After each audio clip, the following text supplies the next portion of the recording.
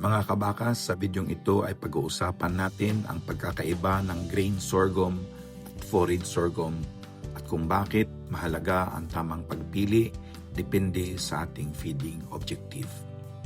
Makikita ninyo sa footage ang dalawang uri ng tanim. Parihong sorghum pero magkaiba ang purpose at physical na itsura. Unahin natin ang grain sorghum.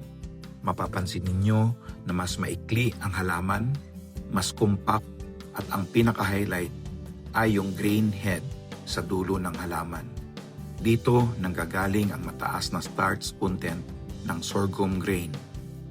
Ang starch ang nagbibigay ng energy para sa cattle, lalo na sa finishing stage sa feedlot.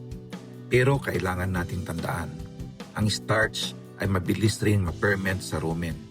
Kung sobra ang ibibigay at kulang ang fiber, posible magka-risk ng acidosis. Kaya sa grain sorghum feeding, importante ang tamang balance with fiber sources. Ngayon naman ay tingnan natin ang forage sorghum. Kung makikita ninyo, mas matangkad ang halaman, kadalasan umaabot ng 10 to 14 feet. Mas makapal ang tangkay, mas madahon, at mas malaki ang total biomass.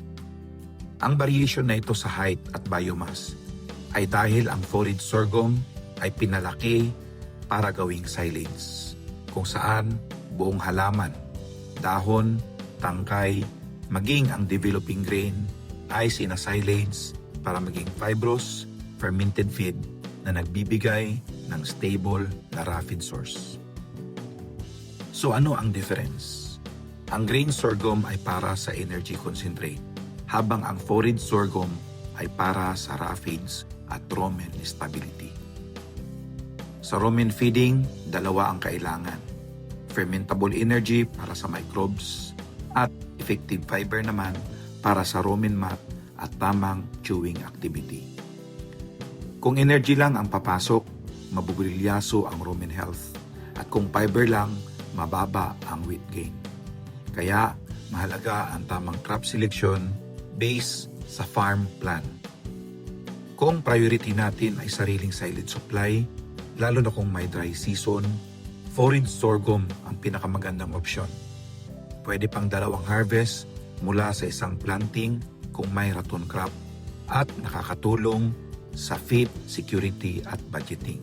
Kung kailangan naman ng local energy source, grain sorghum ang mas bagay.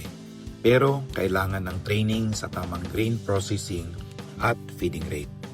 Ang maganda dito, parehong sorghum varieties ay posibleng i-integrate sa Philippine cattle systems basta may maayos na planning. Ang pagpili ng crop ay hindi lang tungkol sa kung anong available.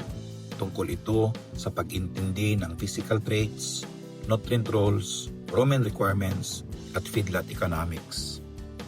Kapag napagtagpo ang science at discipline, doon nagiging profitable ang pasture to feedlot journey. Ako po si Kabakang Arnel Corpus at sana sa muli ay may natutunan po kayo sa video na to. Pagpalain po tayo ng Panginoon.